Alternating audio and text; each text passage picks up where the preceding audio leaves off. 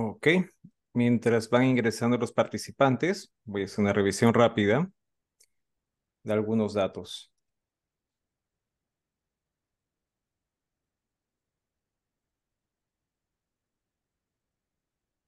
Buenas noches con todos. Vamos a comenzar en breve la novena conferencia científica mensual de la Sociedad Peruana de Radiología con el capítulo oncológico.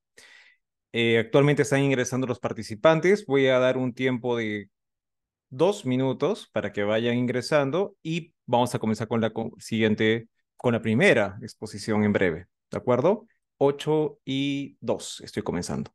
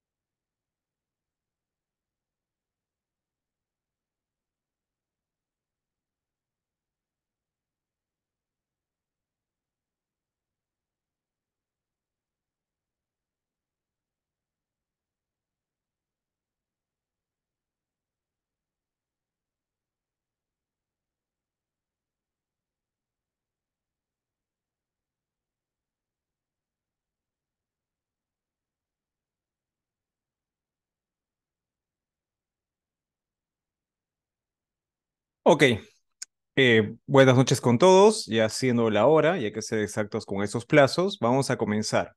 Bienvenidos a la novena conferencia mensual de reuniones científicas por parte de la Sociedad Peruana de Radiología. Soy el doctor Julio Velázquez, voy a moderar la exposición de esta noche y vamos a proseguir con el capítulo oncológico. Para ello tenemos dos invitados bastante especiales. Se trata de la doctora Sonia Betancourt y del doctor Humberto Rosas. ¿De acuerdo? Esas dos exposiciones tienen una duración media de 30 minutos aproximadamente. Idealmente esto tiene que incluir algunas preguntas. Pediría por favor que las preguntas pueden hacerse por dos modalidades. Pueden levantar, alzar la mano o escribirlas. La respuesta de esas preguntas se realizará al final de cada exposición, como para darle un poco de fluidez a nuestros speakers. Entonces, dicho esto, comenzaremos dando la bienvenida a la doctora Sonia Betancourt, médica radióloga colombiana, con el fellow realizado en la Universidad de Texas con radiología de tórax. Es la subespecialidad que ella tiene. Actualmente se encuentra laborando en el MD Anderson en Houston, Texas, y nos va a hablar acerca del cáncer pulmonar en lo que respecta a la evaluación postquirúrgica. Bienvenida, doctora. Muchas gracias, Julio. Muchísimas gracias por la invitación. Es un gusto estar acá con ustedes esta noche. Bueno, Listo. se ve la pantalla, todo bien, ¿right? Sí, así es. Bueno, bueno, mi charla de hoy es cáncer pulmonar, evaluación del tórax postquirúrgico. Bueno, en esta charla es acerca de los hallazgos radiológicos en el tratamiento quirúrgico del cáncer pulmonar. Vamos a revisar brevemente los tipos de resección quirúrgica y los hallazgos esperados después de la cirugía y las posibles complicaciones que podamos encontrar. El tratamiento quirúrgico en cáncer pulmonar está limitado a pacientes con estadios tempranos, estadios 1 y 2, que son lesiones que miden hasta 7 centímetros y, como ustedes ven, sin presencia de ganglios mediastinales. Los tipos de resección quirúrgica son las resecciones sublobares, las resecciones lobares y la neumonectomía. En las resecciones sublobares tenemos la resección en cuña y la segmentectomía. En la resección sublobar, este es un tipo de resección que no es anatómica, se reseca la lesión. Usualmente son lesiones que son pequeñas, menores de 1 centímetro o 2 centímetros, que están localizados en la periferia Este tipo, usualmente ese tipo de lesiones de tipo adenocarcinoma que se presentan como vidrio esmerilado o nódulos subsólidos, y es en pacientes, se realiza en pacientes que tienen limitación en el estado funcional y en los cuales una cirugía más grande conlleva a riesgo para estos pacientes. La segmentectomía, que es parte de las resecciones sublobares. Esta ya es una resección anatómica en que se reseca un segmento pulmonar con su correspondiente bronquio y suplencia vascular. Se utiliza también para tumores pequeños, también de tipo adenocarcinoma, y mínimamente invasivos, o adenocarcinoma in situ, y también tumores que están localizados en la periferia. Los cambios que encontramos en este tipo de resecciones que son sublobares en el postoperatorio son usualmente cambios que son mínimos. Este es un ejemplo del primer día. Fíjense, pues tenemos acá un poquitico de aire en el espacio pleural, algunas opacidades parenquimatosas en el área quirúrgica, y vemos que realmente no hay mayores cambios, no derrame pleural, y este es un control posterior que no vemos cambios en la anatomía. Lo que sí encontramos es esta área de mayor densidad, que es como el área de la sutura quirúrgica. Estos pacientes, usualmente la pequeña cantidad de aire que encontramos en el postoperatorio temprano, en 2 o 3 días resuelve completamente. Este es un estudio de seguimiento después de un mes, 2 meses, un paciente con una resección en cuña, que lo que encontramos es esta área de mayor densidad que corresponde al área de la sutura, en localización periférica, y este es un paciente con una segmentectomía, y vemos acá cómo queda el muñón del bronquio segmentario que fue resecado, y estos son usualmente los cambios posoperatorios tardíos que encontramos en estos pacientes. La lobectomía, que continúa siendo el gold estándar para el tratamiento quirúrgico de pacientes con cáncer pulmonar con intención curativa. En la lobectomía se reseca el lóbulo pulmonar con su pleura, la pleura visceral, su bronquio y su suplencia vascular. Hay algunas variaciones de la lobectomía, que son las resecciones en manga y la lobectomía con resección en bloque de la pared torácica. En resecciones en manga, este tipo de resección se realiza cuando el tumor se encuentra en los bronquios fuentes o en la parte proximal de los bronquios lobares. Y lo que se hace es, además de la lobectomía, se reseca la vía aérea que está afectada y se anastomosan la parte proximal y distal de la vía aérea. En la lobectomía con resección en bloque de la pared torácica, estos son pues, tumores que comprometen la pared torácica, usualmente no requieren, los cirujanos realizan una resección en bloque, usualmente con defectos pequeños, menores de 5 centímetros, o que involucran menos de 3 costillas, no se hace reconstrucción. Ya con defectos en la pared defectos postquirúrgicos que sean grandes o mayores de 3 o 4 costillas, los cirujanos realizan reconstrucción de la pared torácica. Este es un paciente en postoperatorio inmediato, una lobectomía. Vemos que hay un poco más de cambios en comparación con las resecciones sublobares. Encontramos aire, y este es el primer día postoperatorio, cambios atelectáticos en la base contralateral. Podemos encontrar usualmente en los primeros días, encontramos que se desarrolla un derrame pleural que es pequeño y usualmente persiste, y puede persistir por un largo tiempo. Lo importante es que no aumente. Y estos son cambios de seguimiento posteriores, y vemos en este caso en un paciente con una resección del lóbulo superior izquierdo, y vemos esta área que corresponde al muñón del bronquio para el lóbulo superior. Y este es un paciente con una resección del lóbulo inferior derecho, y acá vemos el área del muñón o residual del bronquio lobar. Este es un ejemplo de una resección en manga que les quiero mostrar este ejemplo. Este tumor que está localizado en el lóbulo superior, pero fíjense, está comprometiendo el lóbulo superior, el bronquio para el lóbulo superior.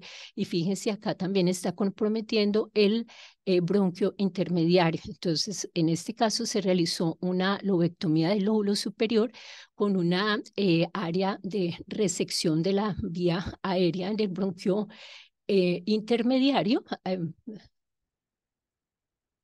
perdón, con una resección del bronquio para el lóbulo superior, para el lóbulo superior derecho, parte de resección de que comprometía también parte del bronquio fuente y después de la resección se anastomosó con la parte del bronquio intermediario. Entonces, los cambios postquirúrgicos, vemos acá bronquio fuente izquierdo, bronquio fuente derecho, y este es el área de la anastomosis de la parte residual del bronquio fuente y la anastomosis con el bronquio intermediario. Y aquí tenemos la reconstrucción coronal.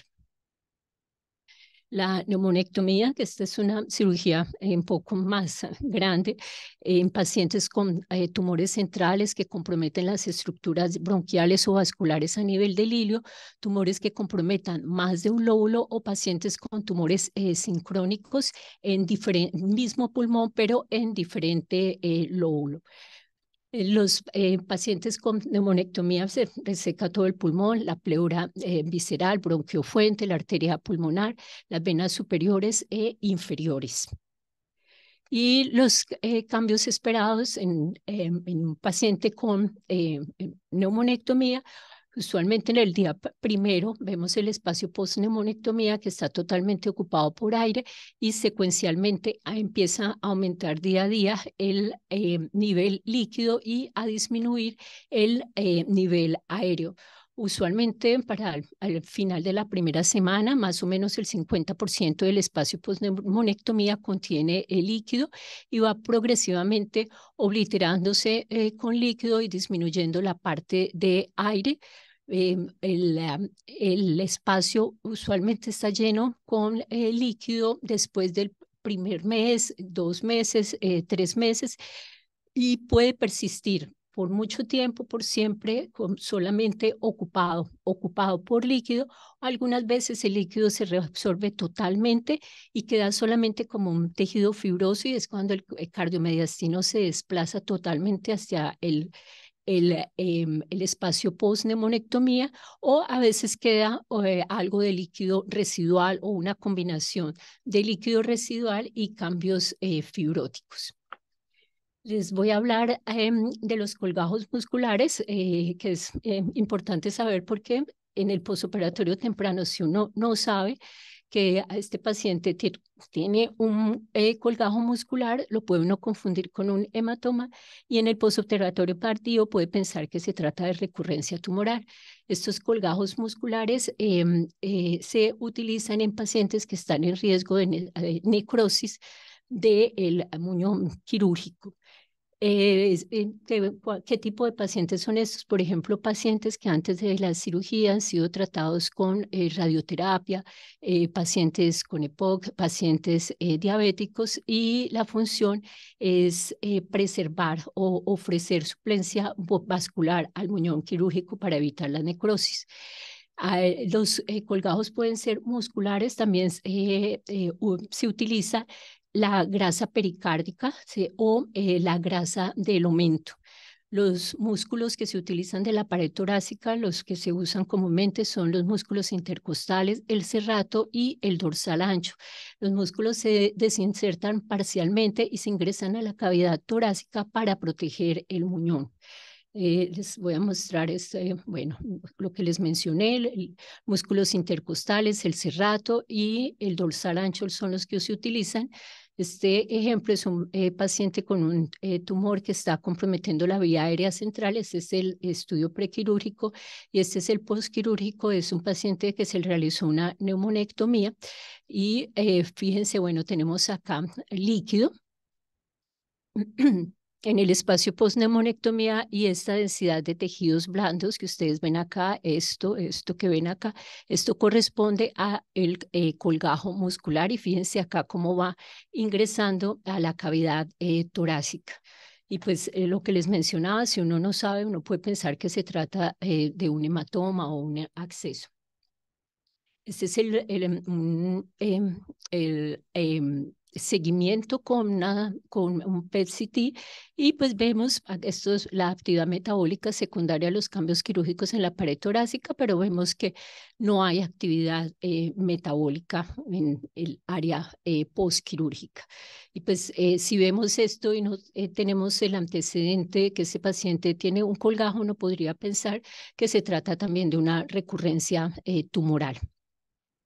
Otro ejemplo de un colgajo, en este caso músculo intercostal, usualmente ingresa a la cavidad torácica por la porción posterior entre el tercero y quinto espacio intercostal.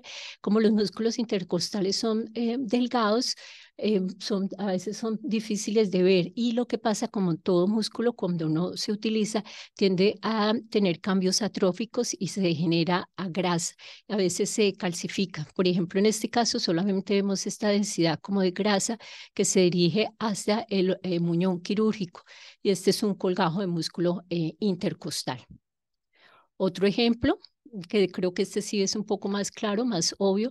Entonces ven acá el músculo, este es un colgajo del dorsal ancho. Y este es un posoperatorio tardío, pero quiero que vean acá las fibras musculares y fíjense cómo se va atrofiando el músculo y cómo va siendo reemplazado por grasa. Bueno, en cuanto a las complicaciones, se han descrito o se han clasificado como complicaciones tempranas y tardías. Las complicaciones tempranas, las que suceden los primeros 30 días, las tardías mayores de más de 30 días. Hay complicaciones que se presentan en cualquiera de estas dos divisiones. Entre las complicaciones tempranas tenemos hemotoras, dehiscencia de sutura con formación de fístula, empiema, torsión lobar, herniación cardíaca. Entre las tardías también dehiscencia de sutura, la formación de fístula, empiema, trombosis del remanente de la arteria pulmonar, el síndrome postneumonectomía, los defectos de pared y recurrencia tumoral. Voy a empezar con estas complicaciones, con las complicaciones tempranas. Ustedes ven que hay, digamos que un periodo de tiempo en que son más frecuentes, pero pues esto no está totalmente limitado a este tiempo.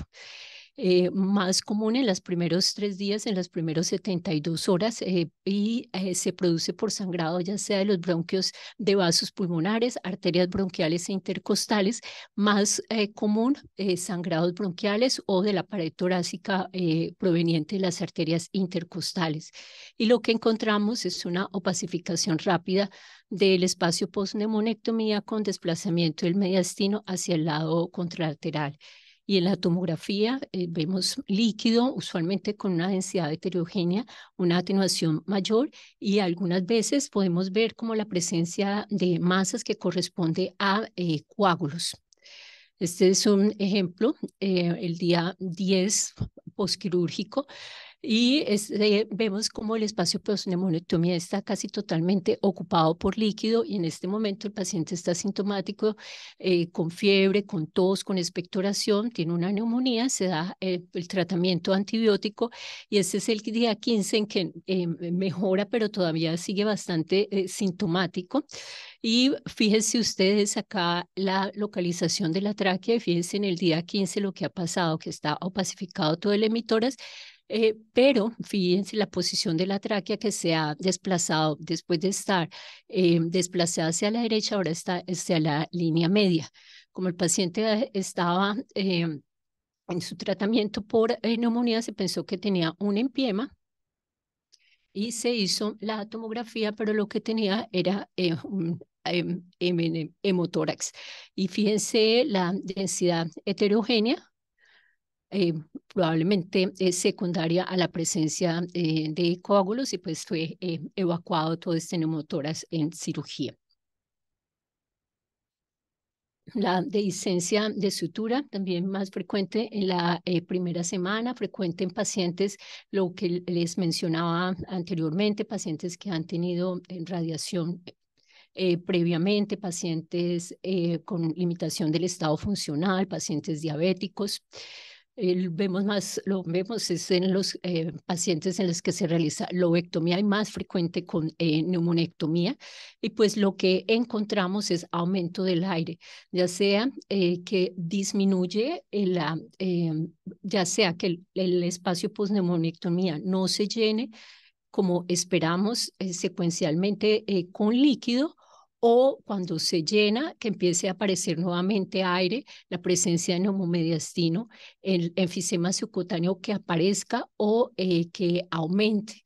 Y en la tomografía lo que podemos ver es burbujas de aire adyacentes al muñón quirúrgico, y algunas veces podemos ver la presencia de fístulas broncopleurales.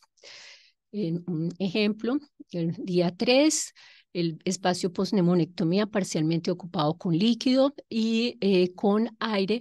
Fíjense, empieza también a aumentar el aire, pero hay como, perdón, aumentar el líquido, pero hay como muchas más burbujas de aire. Este es en el día 8, más burbujas de aire. El paciente realmente no está evolucionando en forma satisfactoria clínicamente, y se realizó la tomografía y vemos acá como esta pequeña, vemos acá el área del muñón, esta pequeña burbuja aérea adyacente al muñón, y en la ventana de pulmón vemos acá la comunicación de la vía aérea con el espacio pleural.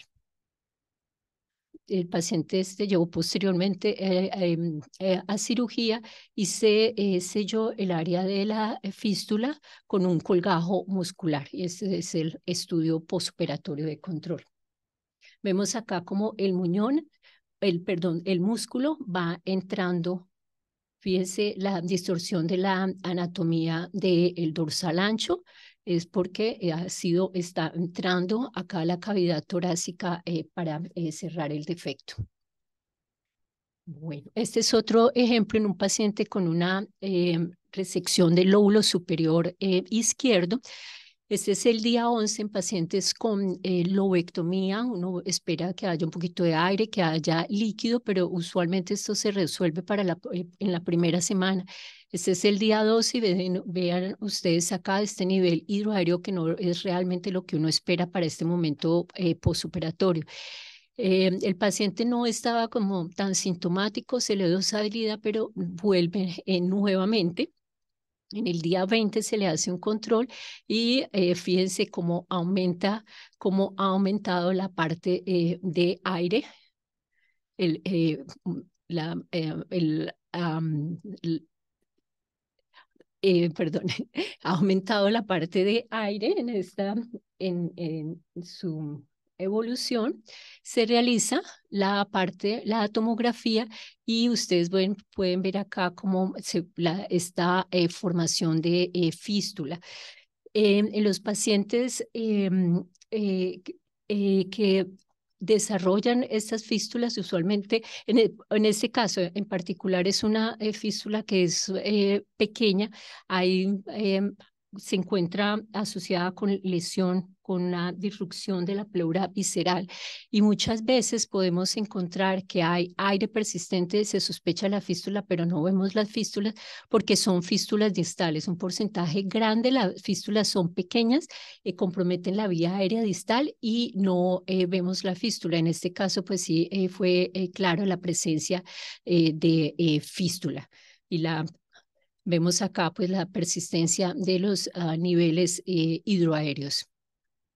Los empiemas también, cuando un empiema se presenta como parte de una complicación temprana, usualmente se debe a, contaminación de la cavidad torácica al momento de la cirugía. Cuando se presenta en forma tardía, usualmente es secundaria a diseminación hematógena de algún foco infeccioso que está por fuera del pulmón. Similar al hemotoras, lo que encontramos es una opacificación rápida con desplazamiento del mediastino. Encontramos engrosamiento de la pleura parietal con realce y la presencia de niveles hidroaéreos, y algunas veces el empiema está asociado con fístula broncopleural que podemos también encontrar. Un paciente con una lobectomía del lóbulo superior, los hallazgos esperados en el día primero: aire en la cavidad pleural. Este es el día 4. También es frecuente encontrar opacidades parenquimatosas en el área quirúrgica que corresponde a hematoma o cambios también atelectáticos en la zona quirúrgica. Bueno, este es el día 7. Continúan aumentando estas opacidades parenquimatosas y tenemos este nivel hidroaéreo con un paciente que estaba evolucionando tórpidamente. La tomografía de este paciente muestra engrosamiento de la pleura parietal con realce, y pues tenemos también estos niveles hidroaéreos y esto correspondía a un empiema. Herniación lobar, esta es una complicación que es relativamente rara en las primeras 72 horas, los primeros 3 días, y en la mayoría de los casos se asocia a resección del lóbulo superior derecho.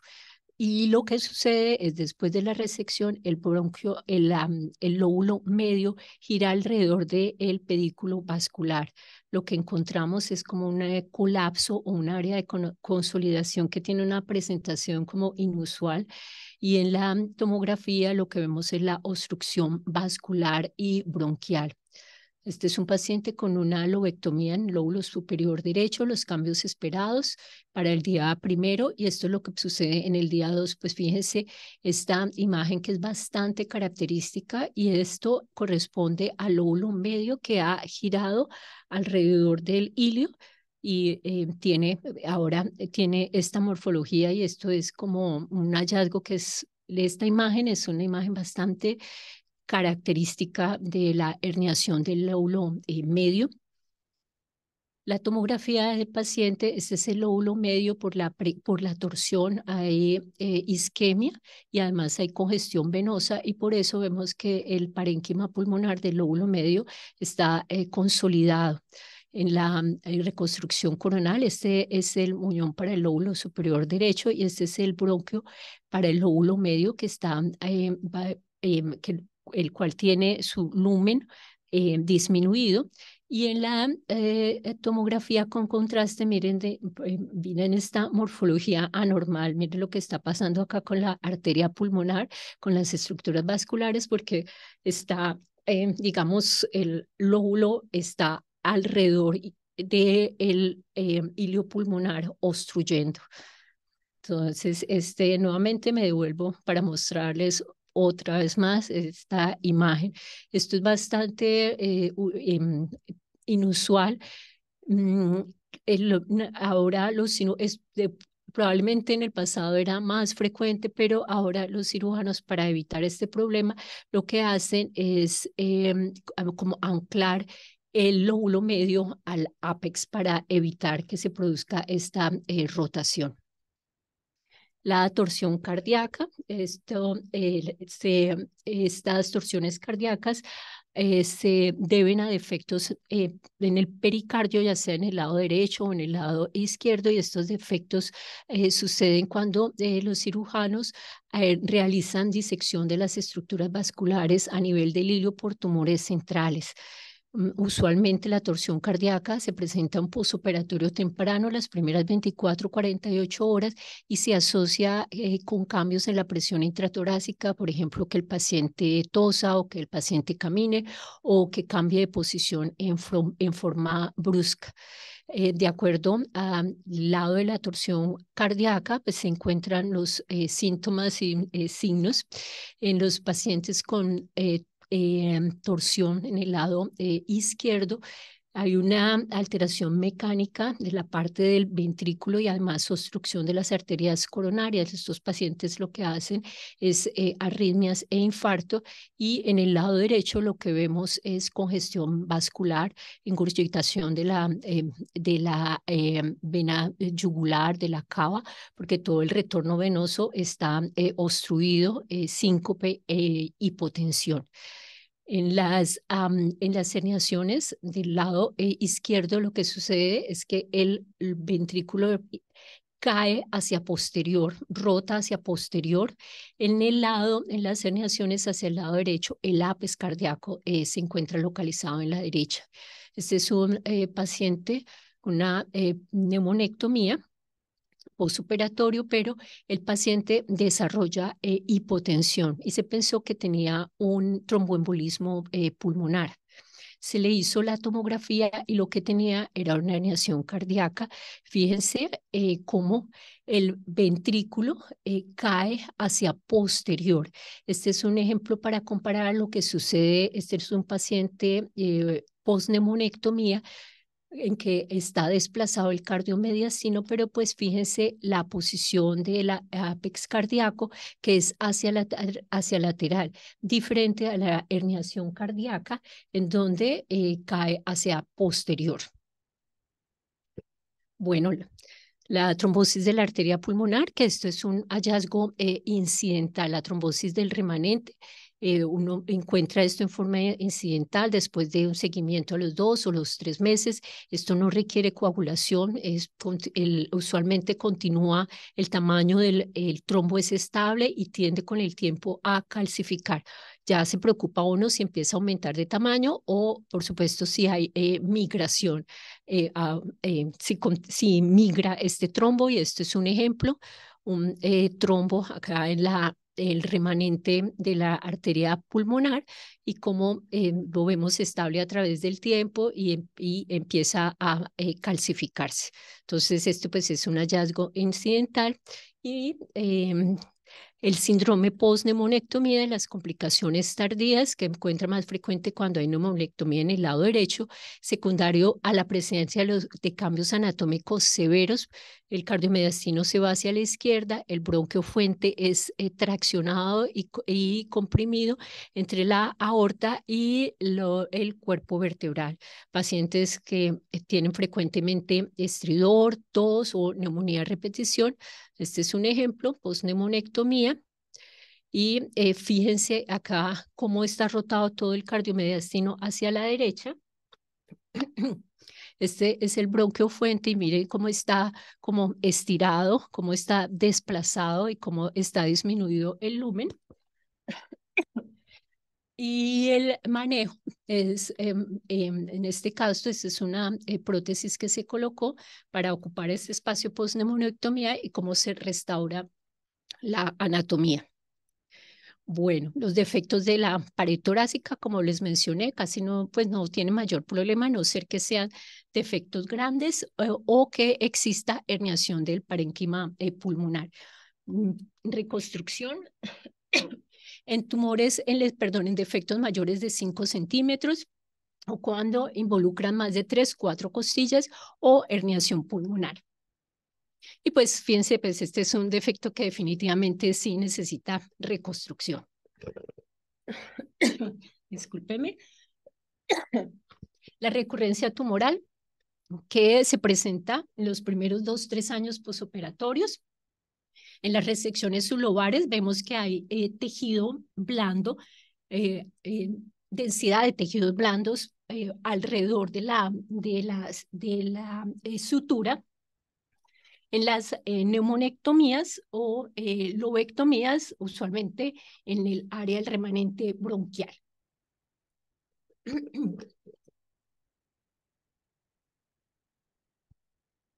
Disculpen. Este es un paciente al que se le realizó una segmentectomía. Y bueno, esta era una lesión física, fíjense que era una lesión bastante grande que probablemente necesitaba más una lobectomía que una segmentectomía. El posoperatorio, a los 3 meses, un poquitico de tejidos blandos alrededor de la sutura, que esto puede ser cambios esperados, tejido de granulación. A los 6 meses más tejido y esto pues a los 8 meses mucho más tejido, se realiza la biopsia y se encuentra recurrencia tumoral. Por otro lado, este es un granuloma alrededor del área de sutura. Esta es la lesión que se resecó, el área quirúrgica en su seguimiento, y vemos esta lesión nodular acá. En la ventana de mediastino vemos acá el mismo nódulo, el seguimiento a los 8 meses sin cambios importantes, y esto correspondía a un granuloma.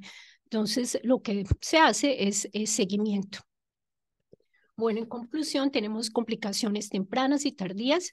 Acuérdense, el hematoma y el empiema, lo que vemos es opacificación rápida y desplazamiento mediastinal.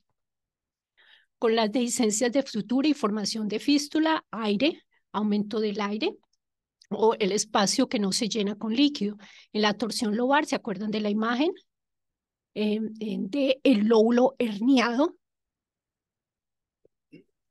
En la herniación cardíaca, la posición del apex pulmonar, como cae en el lado izquierdo hacia posterior y en el lado derecho, pues el apex está hacia la derecha.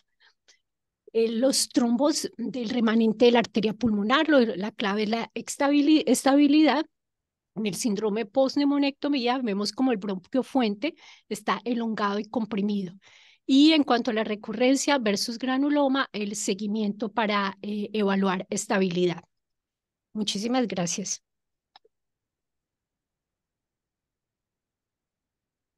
Doctora, muchas gracias por la exposición. Primero quería saber si alguien del público tiene alguna pregunta.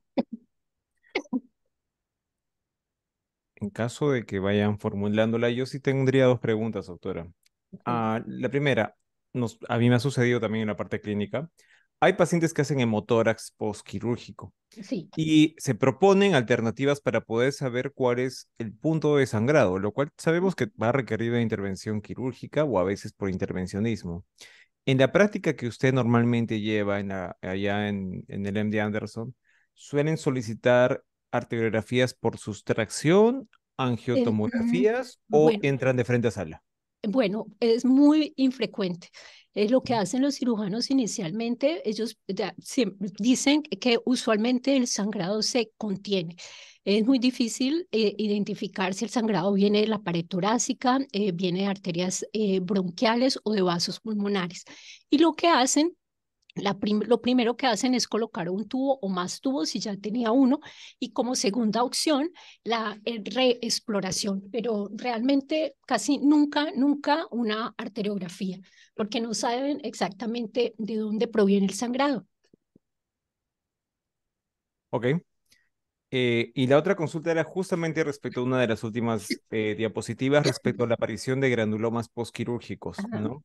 Que es un problema muchas veces, porque hay Sí, granulomas que pueden tener una forma redonda, bien como un definida, nódulo, como así es. totalmente, como si estuviera, exacto, sí. Y a veces nace la pregunta por parte de los médicos tratantes, ¿este es el momento como para realizar un PET-CT? Bueno, entonces nosotros usualmente hacemos eso o sea, porque hacemos un control, digamos que a los 3 meses, hacemos controles, y si hay alguna duda, hacemos un PET. Usualmente después de los 3 meses, los cambios inflamatorios asociados con la cirugía ya han disminuido. Entonces, puede darle, es un buen momento para hacer un PET si continúa, si uno ve que está creciendo. Perfecto, eso es bastante grato. En todo caso, muchas gracias, doctora. Si hay alguna No, otra con mucho pregunta, gusto. la vamos a realizar ya al final de toda esta exposición. Y bueno, quisiera poder presentar a nuestro siguiente ponente. A ver, un momento. Eh, doc- el siguiente ponente es el doctor Humberto Rosas, médico radiólogo peruano, egresado de la Universidad Nacional de Trujillo, docente universitario, y él tiene en su legajo la publicación de dos libros de la especialidad, Signos radiológicos del tórax y Heraldas de Imagenología en MSK, músculo esquelético. Actualmente está laborando en la parte de gerencia del centro privado de DMI en Chiclayo, Perú. Y el tema que nos va a presentar es acerca de tumores de mediastino y la presentación mediante la ejemplificación por un caso clínico. Eh, Mientras vamos cuadrando las imágenes para hacer la exposición, recuerden que todas las preguntas o intervenciones que quisieran hacer, les pediría que fueran al final de la exposición, ¿de acuerdo? Son capítulos súper importantes porque están muy ligados a lo que se ve en el día a día, ¿no? Entonces, bueno, agradecer nuevamente al doctor Humberto y lo dejo continuar.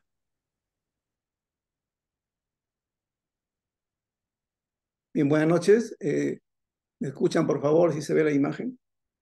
Se ve muy bien. Muchas gracias, doctor. Bueno, después de la brillante exposición de la doctora Betancourt, agradecer a la Sociedad Peruana por esta invitación para compartir un caso clínico radiológico que apareció acá en Chiclayo. Y voy a empezar con este caso para poder después hacer un resumen breve de la patología mediastinal. Bien, este es un caso clínico que corresponde a una mujer de 57 años de edad, soltera procedente de Chiclayo, dolor en el mitoras izquierdo, aumento de volumen del mismo y una baja de peso importante, llegando a registrar hasta 37 kilogramos.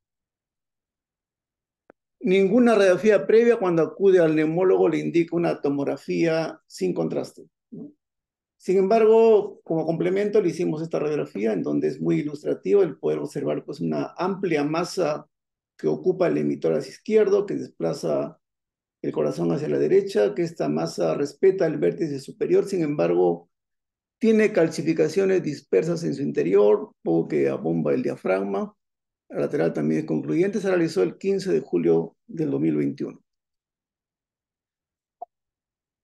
Y le voy a compartir también la tomografía. Esta es la tomografía de ese mismo día, 15 de julio de 2021. Las reconstrucciones coronales, apreciamos esta amplia masa, ¿no?, que aproximadamente tenía una longitud o una altura de 30 centímetros aproximadamente. El contenido era heterogéneo, la ventana del pulmón mostraba un colapso, una atelectasia pulmonar. Y esta masa, como ustedes están viendo, era de contenido heterogéneo, habría contenido calcio, había grasa, había tejido blando, contenido quístico.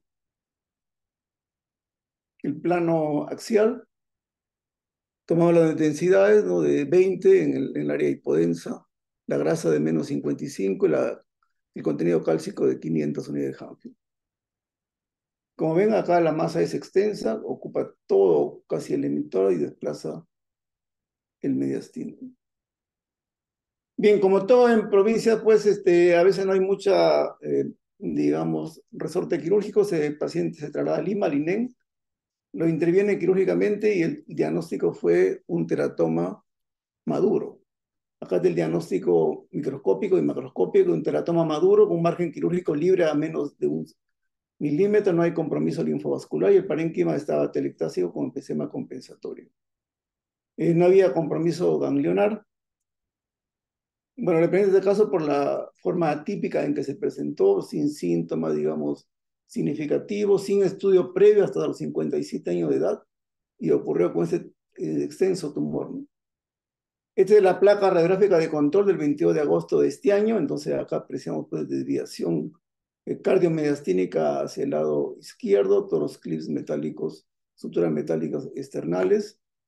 El pulmón derecho hiperinsuflado para compensar la ausencia, no sé qué pasaría acá, por qué no llegó a insuflar, ¿no? El pulmón izquierdo, si se entiende que la neoplasia era específicamente mediastinal. En el estudio tomográfico del 22 de agosto de este año, acá apreciamos toda la desviación del corazón, ¿no?, hacia el lado izquierdo, algo contenido hipodenso, probablemente en el espacio pleural, todo desviado hacia la izquierda. Y en sus controles todo iba o estaba normal. Hasta el momento todo estaba bien. Acabo de conversar con ella hace unos días y me dijo que todo estaba perfecto, o sea, su estado de salud estaba bien. Pero definitivamente era frente a un tumor mediastinal de tipo benigno. Bien, entonces voy a revisar muy brevemente el teratoma del mediastino, ¿no? Algunas estrategias diagnósticas desde el punto de vista de un enfoque clínico radiológico y las complicaciones también de los teratomas que pueden invadir al pericardio, hacer fístulas bronquiales o un empiema y también manifestaciones inusuales como una localización atípica. No siempre el teratoma ocupa el espacio prevascular o mediastino anterior, sino también puede en algunos casos ubicar en el mediastino posterior o una localización atípica de un teratoma específicamente quístico y también algún componente o signo de malignidad. El teratoma todos sabemos muy bien que es un tumor de 3 líneas germinales, derivan del endodermo, mesodermo y ectodermo y se habla maduro cuando es bien diferenciado a predominio ectodérmico y con áreas sólidas y quísticas y el origen pulmonar es extremadamente raro, ¿no? Los síntomas puede debutar con tos, dolor torácico, hemoptisis, infección, más es el efecto de masa en unos casos cuando es benigno o también ver el efecto de la ruptura. El benigno es generalmente indoloro, como el caso que les he presentado, y el desarrollo es lento. Casi un tercio son asintomáticos y se descubren de una manera incidental en una radiografía de tórax, ¿no? Otro dato importante del teratoma maduro es que no produce marcadores tumorales, ¿sabes? Así que la beta-gonadotrofina coriónica humana y así como la alfa-fetoproteína son negativos y no son quimiosensibles, de modo que el tratamiento quirúrgico es el método de elección y la tasa de curación es superior hasta el 95%. Este teratoma tiene algunos datos estadísticos, más del 50% de tumores de células germinales mediastínicas son teratomas maduros y el 80% de ellos, de estos mediastínicos, se encuentran en el mediastino anterior o prevascular. Entonces, el enfoque radiológico de este teratoma, vamos a mostrar otro caso, en una mujer de 40 años, asintomática, donde hay una masa periliar izquierda que hace el signo del hilio tapado, porque la masa está ahí periliar, sin embargo es posible ver la vasculatura iliar, entonces es un signo del hilio tapado, y también de la silueta, porque de alguna manera no permite visualizar el contorno cardíaco izquierdo y está ocupando acá el espacio prevascular o el mediastino anterior. Y en la reconstrucción tomográfica vamos a ver que esta masa pues tiene contenido quístico, contenido cálcico y tiene también densidad, contenido de grasa macroscópica. Bien, algunos enfoques radiológicos también de otro caso de un teratoma mediastinal. Acá vemos una masa heterogénea, mixta. Recuerda que el método de elección siempre va a ser la tomografía, sobre todo para ver el comportamiento prevascular. Y en algunos casos se menciona en la literatura pues, que el diagnóstico se puede realizar con hallazgos imagenológicos, incluso llegar a decir que sí en el examen patológico. El contenido, ya lo estoy mencionando nuevamente, grasa, líquido, calcificación y tejido blando. Y también recalcar que la ausencia de grasa no va a excluir que estemos frente a un tumor de células germinales en el diagnóstico diferencial. Perdón, pero... también recordar pues que la resolución de tomografía está superada por la resonancia, que es superior, ¿no? De modo que muchas veces el componente quístico del sólido es mejor diferenciado por la resonancia. Aquí vemos un estudio tomográfico en donde todo es hipodenso, la masa mediastinal anterior. Sin embargo, en el estudio de resonancia magnética estamos viendo pues, que hay presencia de tabiques y contenido sólido, de manera que no era predominantemente quístico, sino que era un teratoma que tenía un comportamiento aparentemente quístico. Igual también para evaluar la invasión local, sobre todo vascular, ¿no? La angioinvasión en resonancia magnética se aprecia mejor que en tomografía. Acá vemos la vena brachiocefálica izquierda, no que estaba aparentemente libre o libre de toda patología tumoral, pero se quería descartar si hubiera invasión periférica y la resonancia apreciaba aquí en este corte que había discreto engrosamiento de la pared por un proceso inflamatorio, pero no había angioinvasión por este método. Resonancia también es un método que ayuda mucho por el uso de la difusión, ¿no? Estos tumores restringen difusión, pero la explicación es por la presencia de queratina, ¿no? Entonces acá tenemos el estudio tomográfico a la izquierda, un teratoma de un varón de 44 años, contenido mixto, calcificaciones, grasa, tejidos blandos. Sin embargo, en la resonancia de tórax vamos a ver que acá hay restricción en la difusión de este segmento, y también en la mapa de SEA hay bajos valores de atenuación. O sea, había restricción por la presencia de queratina. De manera que la difusión, de alguna manera, facilita el diagnóstico de teratoma maduro cuando hay escasa grasa. Los teratomas también se pueden complicar, se pueden romper, que es raro, pero también se pueden complicar, de manera que este contenido de sebáceo licuado se puede ir hacia el espacio pleural, se puede ir hacia el pericardio, o se puede ir hacia el árbol traqueobronquial y complicarse la presencia de estos teratomas maduros. Por ejemplo, acá hay imágenes radiográficas y tomográficas de una pericarditis por compromiso, por invasión del teratoma hacia el espacio pericardio grueso, ensanchado, con contenido heterogéneo, por invasión y también asociado a un derrame pleural izquierdo. Y en este lado derecho hay una opacidad acá también mediastinal, en donde en los estudios tomográficos hay un patrón en vidrio esmerilado, y en el estudio ya mejor selectivo aprovechamos a ver un fino trayecto fistuloso hacia el árbol bronquial. Es una complicación. Acá está remarcado en rojo este fino trayecto fistuloso. Y también el empiema es otra complicación que se puede dar en estos pacientes, ¿no? Acá hay elevación, compromiso de la base del emitórax derecho con obturación, y la tomografía es evidente ver el marcado engrosamiento pleural, una pleura despegada con contenido denso y una telectasia subsegmentaria. Entonces acá había un contenido de empiema, pus en el espacio pleural. También estos teratomas pueden tener una ubicación atípica, no siempre son del espacio prevascular o del mediastino anterior, que también puede estar en el espacio del compartimiento posterior o el mediastino paravertebral. Acá vemos esta radiografía, ¿no? Si nos vamos un poco más la visualización hacia la parte basal y medial, vamos a ver acá esta estrella es una opacidad, ¿no? Radiopacidad que en el estudio tomográfico correspondió a un teratoma, ¿no? Contenido mixto, grasa, calcificaciones y tejido blando, que se confirmó que era un teratoma de ubicación posterior. También hay comportamiento quístico. Los teratomas muchas veces son quísticos y se confunden, ¿no? Por ejemplo, acá en esta tomografía, sin contraste, hay una masa hipodensa, ovalada, de bordes bien delimitados.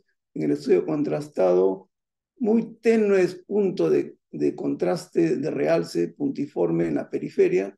Están acá mejor delimitados en la fecha, pero la resonancia magnética sí pudo caracterizar mejor la presencia de tabiques y un fino contenido sólido, de manera que confirmó porque este era un teratoma confirmado por el estudio histológico. Sin embargo, también los teratomas pueden de alguna manera malignizarse, como en este caso, por ejemplo, múltiples lesiones metastásicas dispersos en ambos pulmones, y en el mediastino anterior prevascular esta amplia masa heterogénea, mixta, con captación heterogénea del contraste. Incluso había infiltración en el riñón y también en el óvulo occipital izquierdo del parénquima cerebral. El diagnóstico fue un teratoma pobremente diferenciado. Bien, ese era el motivo de la presentación. El caso clínico de una revisión breve del teratoma. Voy a hacer una visualización muy rápida del mediastino. El mediastino, todos sabemos que es el espacio extrapleural que está entre ambos pulmones y que alberga muchos órganos y muchos tejidos, de manera que la patología es amplia y es diversa. Y siempre el método de elección inicial va a ser la radiografía en dos proyecciones ortogonales, pero sin embargo, con el advenimiento de la tomografía y la resonancia, métodos seccionales van a ayudar a una mejor caracterización, y mucho más si se apoya del PET-CT para que el diagnóstico diferencial sea menor. La clasificación anatómica del mediastino es esta, ¿no? En donde los anatomistas y los cirujanos dividen al mediastino en 4 compartimientos, un superior y un inferior. El inferior está subdividido en un espacio anterior, medio y posterior. La otra clasificación del mediastino es la clasificación del padre de la radiología Phelps, ¿no? utilizó este método de 3 compartimientos, ¿no? Utilizando una radiografía lateral, donde pudo también dividir los compartimientos en anterior, medio y posterior, con los respectivos límites tanto en la parte superior, inferior, posterior y laterales. Sin embargo, esta clasificación de Felson tiene una desventaja, ¿cuál es? Que es una división arbitraria, no es anatómica, porque una radiografía lateral no es muy anatómico trazar estas líneas. Sin embargo, la mayoría de estudios actualmente son por tomografía y por resonancia, que son de mucha mayor utilidad. Hoy la clasificación, según la que he revisado, la más moderna es la de IDMIC, ¿no? Entonces, acá un grupo de investigadores interesados en la patología maligna del timo clasificaron al mediastino en un corte tomográfico axial y acá pudieron, ¿no?, establecer que hay 3 compartimientos: el prevascular, ¿no?, el visceral y el paravertebral. El primero está entre el esternón y el pericardio anterior, el otro está en el saco pericárdico anterior, perdón, y en la parte posterior una línea que está por 1 centímetro detrás de la pared anterior de los cuerpos, de la muro anterior de los cuerpos vertebrales dorsales, y el paravertebral, que sería el mediastino posterior, se limita desde acá hasta las apófisis transversas, ¿no?, cada uno con sus respectivos órganos. Sin embargo, es necesario recalcar que las arterias y las venas pulmonares extrapericárdicas son estructuras pulmonares y por lo tanto no están incluidas en el espacio visceral. Más de lo mismo, plano axial en diferentes niveles de corte, los 3 compartimientos, prevascular o anterior, visceral o medio en verde, y el paravertebral o posterior, que está ya esto distribuido y vigente del año 2014. El contenido principal de cada compartimiento en el prevascular corresponde al timo, a la grasa, ganglios linfáticos y la vena brachiocefálica izquierda. Vean que no incluye acá a la arteria aorta, y en la visceral hay contenido no vascular y vascular. Entre no vascular está la tráquea, la farina, el esófago, ganglios, y entre el vascular, el corazón, la aorta, ascendente, descendente, la vena cava, etc. Y el paravertebral por tejidos blandos paravertebrales. De manera que hay puntos claves en el diagnóstico por imágenes del tumor mediastinal. Estos ítems nos van a permitir de alguna manera darle algún nombre o un apellido a la patología que estamos tratando de encontrar. Primero, el compartimiento, ubicar si es prevascular, visceral o paravertebral. Su relación con el entorno, identificar el órgano de origen y determinar la presencia o ausencia de infiltración circundante. La forma, el contenido. Se habla de seroso cuando por tomografía está entre 0 a 20 y tiene una alta intensidad de señal en T2. Cuando el contenido es proteináceo entre 30 a 60 unidades de Hanfield y el contenido ya es hiperintenso en T1. O cuando es fibroso, tiene una hiposeñal en T2. Internamente también evaluar si es hipervascular o hipovascular y si hay los septos internos o los nodos sufren algún realce. Una regla mnemotécnica de las lesiones mediastinales más comunes en el espacio prevascular o mediastino anterior. Acá no consideran las clásicas 5T, sino las 4T, que incluyen timoma, teratoma, el bóceo tiroideo, el terrible linfoma. Y en cambio, en el compartimiento visceral, sí ahí aparece la aorta con esta clave mnemotécnica de Avid, que se refiere a la hernia, el hematoma, el aneurisma, los quistes broncogénicos, los tumores, habla de 5 tumores, pulmonar, linfoma, leucemia, leomioma, y en el compartimiento paravertebral o mediastino posterior, este signo o esta clave palabra mnemotécnica de Bellman, que incluye la hematopoiesis de Bellman, de voz de Allegri extramedular, la linfadenopatía, los linfangiomas, el meningioma y las patologías neurogénicas. Recuerda que acá siempre la patología más frecuente son de estirpe neural. En los adultos, el tumor tímico epitelial corresponde casi a un 46%, y en los niños el más frecuente está, según este estudio, es 47% de tumores de estirpe neural. Hay un algoritmo para el compartimiento prevascular cuando la lesión es de tipo sólida y esta tiene alto realce con el medio de contraste y se se conecta o tiene relación con el tejido tiroideo, es más probable que estemos frente a una tiroides con invasión al mediastino anterior o prevascular. Y así cada uno tiene sus diferentes algoritmos para poder decir a qué podría estar presente de acuerdo a la caracterización. Cuando el tumor mediastino anterior o prevascular es de tipo quístico y no tiene conexión con la tiroides y no es homogéneo porque tiene contenido de grasa, de calcio, contenido quístico, generalmente en edad joven estaríamos frente a un teratoma quístico. ¿Y cómo se caracteriza estos tejidos linfoide, estos nodos linfoideos? Es quístico. Hay unos parámetros, cuando es 20 o menor de 20 unidades de Hanfield, no hay que hacer seguimiento, pero cuando es más de 20 sí hay que ir a resonancia magnética o PET-CT. Y en cuanto al tamaño, el eje corto mayor o igual a 15 milímetros, también tiene que ir a un seguimiento por tomografía o PET-CT. Y cuando el eje corto es menor de 15, no significa o no debe hacer ningún seguimiento intensivo, ¿no?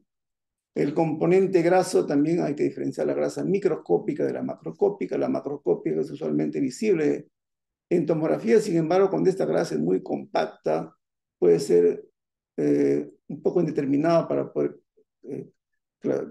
calificarlo, ¿no? Sin embargo, la grasa microscópica en el timo puede tener una apariencia de diferentes valores de tonación en tomografía.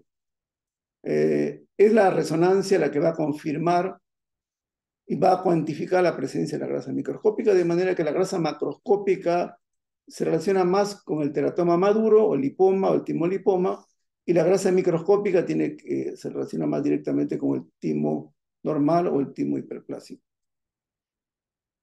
Bueno, esta gráfica es para mostrarle las diferentes formas del timo. Miren, una forma triangular, diferentes formas, hasta que incluso puede tener un solo lóbulo. La tiroides también puede tener extensión o invasión retroesternal, como en estos casos, ¿no?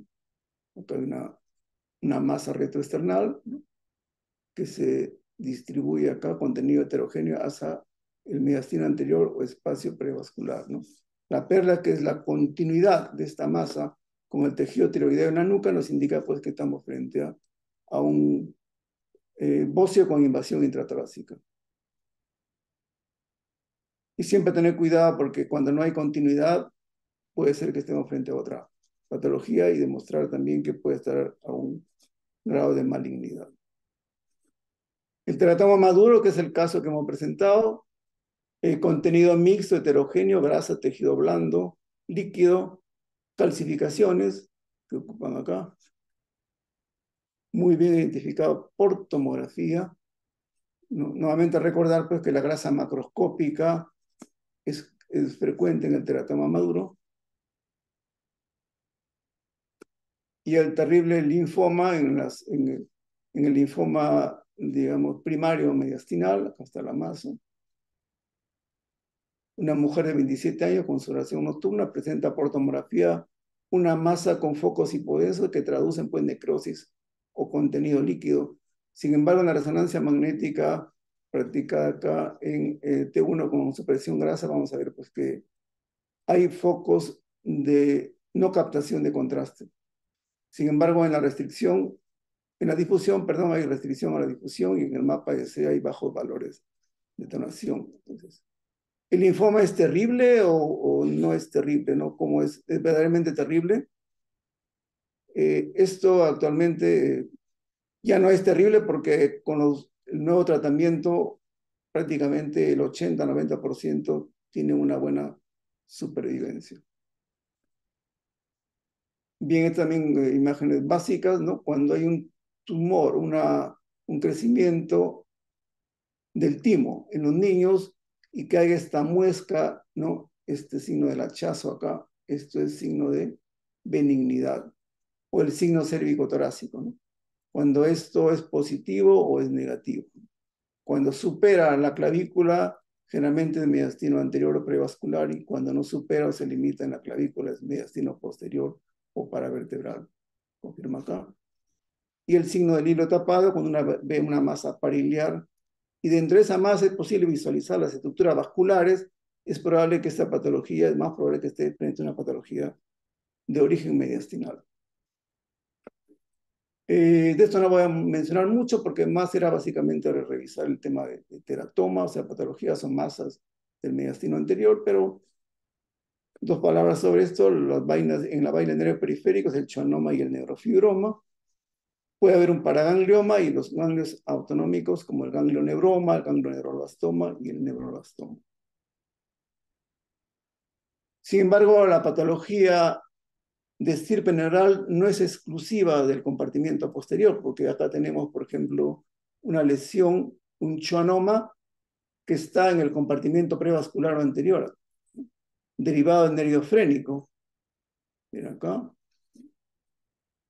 la resonancia, y se confirmó por patología.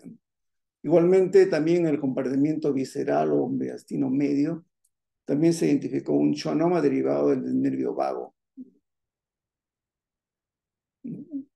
Una masa, un abombamiento paratraqueal, se confirma en la tomografía, igualmente por resonancia, y tiene la confirmación histológica de ser un schwannoma derivado del nervio vago.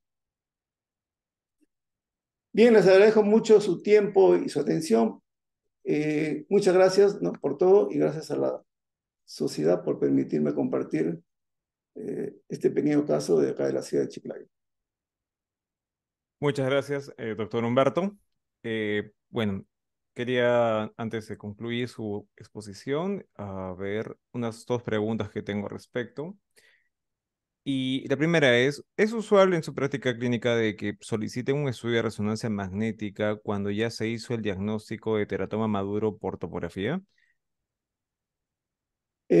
Cuando es contenido quístico, sí, Ok. pero cuando es sólido como el que hemos mostrado, definitivamente el diagnóstico, como dije ahí, es prácticamente por tomografía, ¿no? Tengo las tres capas germinales: calcio, grasa, contenido sólido, líquido, o tejido blando y líquido. Prácticamente el diagnóstico, incluso algunos se atreven a decir que ya no necesitan estudio histológico. Ya. Solamente en los casos en que el contenido es quístico, por tomografía, entonces llega la duda, ¿no? Y por resonancia podríamos encontrar septos o pequeños focos sólidos, pero no es parte del protocolo. Ok. Y la otra es justamente esta, bueno, es algo cuestionable respecto a los límites que tenemos con respecto a los médicos tratantes, cirujanos sobre todo.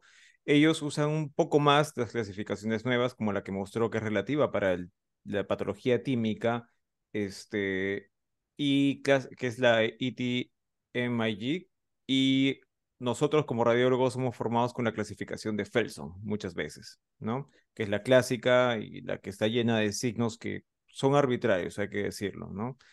En la práctica que usted tiene, ¿cuál de esas dos clasificaciones suele optar para poder definir la localización de un tumor o suele ser más descriptivo? Bueno, honestamente, la última clasificación lo veo muy aplicable, muy anatómica, más real, pero estamos tratando poco a poco de ir, que yo sé que va a costar esto, ¿no? De repente, entre los mismos radiólogos, entre el médico tratante, y llegar a un consenso cuál es la nomenclatura que debería emplearse para esta clasificación. No sé, de repente en Lima ya están empleando esta o están empezándolo, pero nosotros todavía estamos en los primeros pasos de poder de alguna manera lograr pues que esto, digamos, se implante, pero probablemente va a costar, ¿no? Ujú. Digamos que aquí todavía está en implementación, es la verdad, depende muchísimo de cuál sea la cohesión que haya respecto a los médicos tratantes. Y bueno, como mensaje final, bueno, agradecer bastante por su tiempo, por su exposición, los casos y la teoría mencionada. Ah, como pensamiento final, recordar, sobre todo los médicos residentes, de que no se trata tanto de memorizar el nombre del signo, se trata de entender los signos, por qué se dan, ¿no? Sea cual sea la clasificación, porque últimamente se está viendo de que evaden ver la radiografía o le ponen pues normal a todo y se van por el camino fácil, ¿no? Una lesión tumoral de mediastino o pulmón lo ve cualquier médico. Si quieren realmente destacar como médicos radiólogos, tienen que aprender a ver todos los signos y coger la patología desde que es pequeña. Ahí está la pericia, ¿no? Este dilema de que algunos dicen pide tomografía todo y que la radiografía no sirve, eso está mal en el camino de la formación profesional. El médico radiólogo tiene que tener la máxima pericia posible, sobre todo en la lectura de radiografías, para luego saber interpretar correctamente la tomografía. Y ya con esto dicho sea de paso, agradecer nuevamente al doctor Humberto, a la doctora Sonia, y esperamos verlos pronto nuevamente con nosotros. Muchas gracias. Eso sería todo. Le agradezco a todos por su tiempo. Tengan buenas noches. Muchísimas gracias, doctor Julio. Hasta Muchas luego. gracias, doctora Betancourt.